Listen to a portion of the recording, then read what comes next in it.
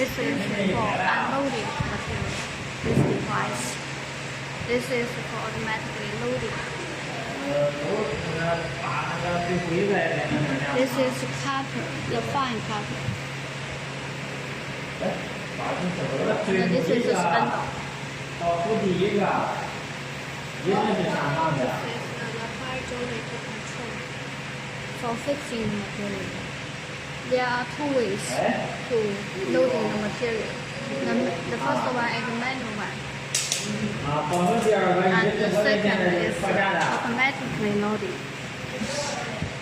For example, if we choose the second way, automatically loading, we press this part in this place. In this way, the machine could realize the automatically loading function. And if we choose put in this place, put it in this place, then we can control it by hand. This is a mechanical control to fix the material.